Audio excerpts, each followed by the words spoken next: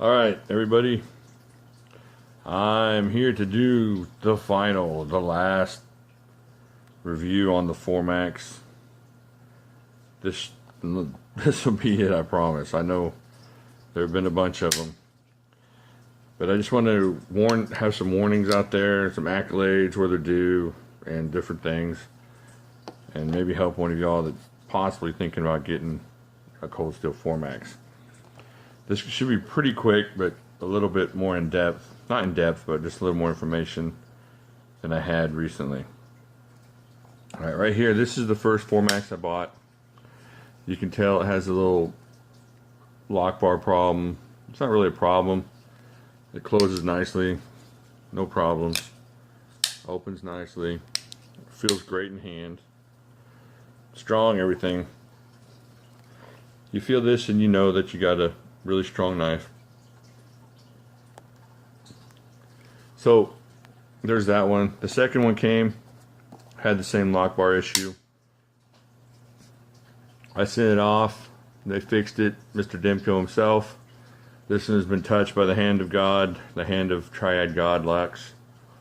So there's that one, so with the lock bar adjusted. And then I got this one. And this is the most amazing knife you can possibly imagine.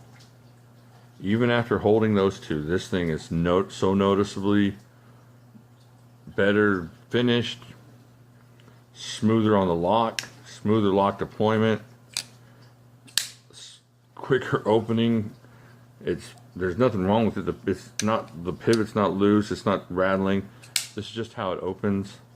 This is one of the first gen 4MAXs. I don't know if you can tell, but that lock has that traditional cold steel jag right there where you depress the lock back. And this is amazing. I don't know, it's like dating a really pretty girl and then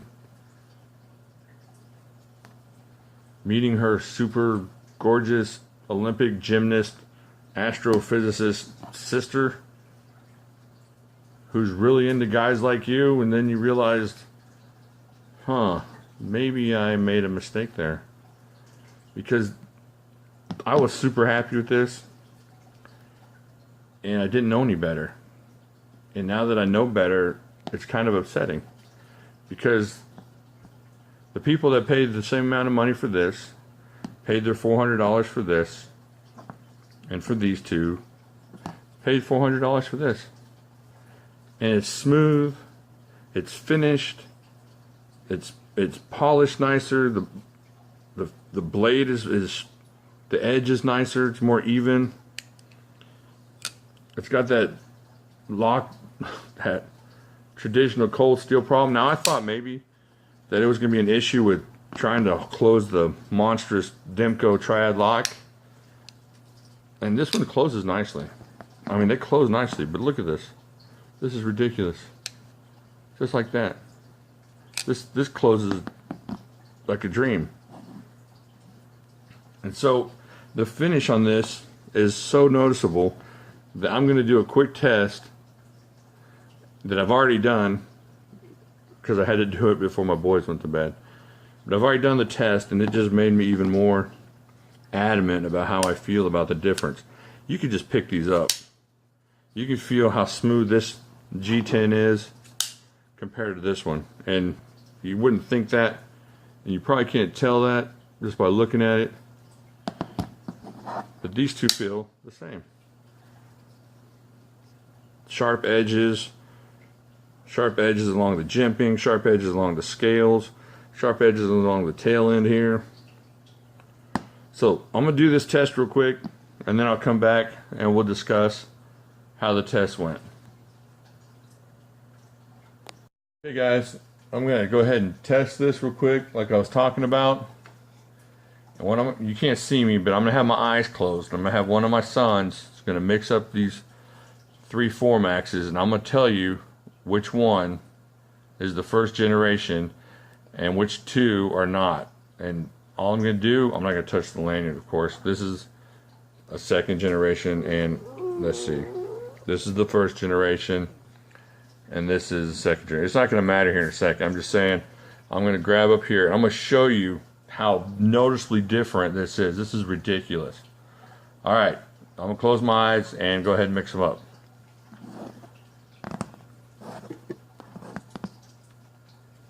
Say when. When. All right.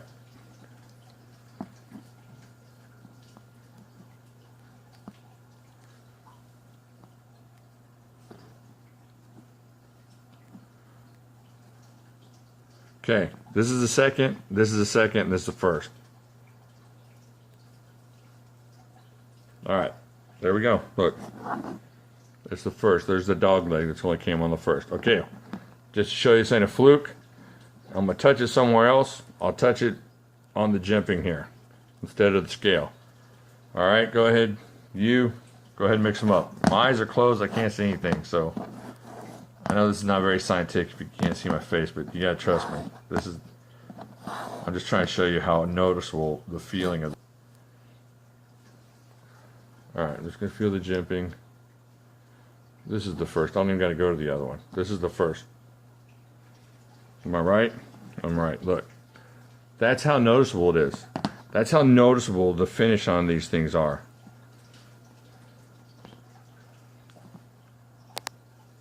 Okay, we're going to do it one more time, and this time I'm just going to feel it long through here. Shouldn't be all that difficult. Pretty noticeable. All right, go ahead.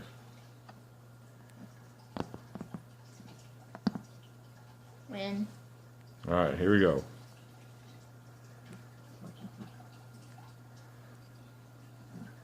This one's the first.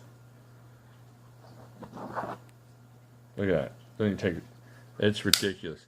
This lock is so smooth, you can't even understand it. You cannot get the difference in how this lock feels. I had to ask the guy that sold this to me if he had done a bunch of work on this, and he said no.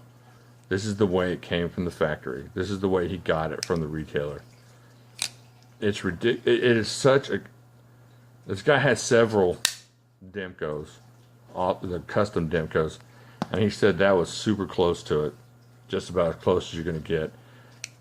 If you have a second generation of these, don't ever grab one of these. This is going to make you feel bad about yourself. Or try to find somebody to maybe do some custom sanding on this stuff. I mean, you could probably see the difference just in looking at it. I don't know if you can. But can you tell just a little bit? Maybe not. I'm going to tell you, don't buy one of these unless you get it in the hand first. This is just, it's sad that this is the way it is. And I love cold steel. But, alright, I'm going to go back to the other part, and then we'll talk about this in a little bit. Okay, so the test went there. You saw how I picked it out each time. It wasn't even hard. It wasn't even a question of how that was going to happen or whether it was going to happen. I'm telling you, this is the Russian gymnast, super gorgeous astrophysicist, and this is her really cute sister that, if she stands under power lines too long, gets a lazy eye for a couple hours, and maybe, you know, she has a little bit of Tourette, so she's saying all kinds of weird things in front of your family. Really good person, cooks great. Works just as well as this one. Maybe they're both gymnasts. That's what it is. They're both Russian gymnasts. They both can do the same job. It's just this one is not as finished. I mean, I honestly can't think of anything that this one can do that this one can't do, except the finish on it. It's just that noticeable. So, like I said in the middle part of this video, have your hands on one of these before you buy it. Get a hold of it and see if you can actually get a hold of a first gen one and just feel. I pulled this out of the box today and it was so noticeable. I can't stress how much noticeable, how more noticeable it was that this was a great knife. Now here's the deal. This is still a great knife. If you have one of these, don't feel bad about it. It's just that you're gonna wish you'd had the chance to get one of these. That's all I'm saying. That your $400 or $360 or whatever you paid went to the first generation of them. Gen 2, everybody touches this knife, loves this knife, except the poor unfortunate souls that have touched this knife now, or have had this knife first, or had this knife third. Now I know I'm complaining. I got 3 really nice knives. I'm not trying to complain. I know this is, Western world problems or whatever you're gonna say, and so that's understandable. I'm not complaining that I have 3 of these. I'm not complaining that I know I've been blessed. I'm not trying to say anything like that at all. So please don't get that idea. I love these knives, but as far as just what you're gonna want out of a 4-max, oh crap, sorry I said the C word. What you're gonna want out of paying that much money is this. Now these, if I saw these, let's say I went to a knife show and I saw one of those for $300, I would scoop it up. I wouldn't even think about it. I would just scoop it up for $300. $400, I wouldn't pay $400 again for that. Oh, sorry about that. I bumped it. $350, maybe. But knowing that these exist in the world and how they exist, I would pay $300. Like I said, $300 a piece for these, and they would fly out the door.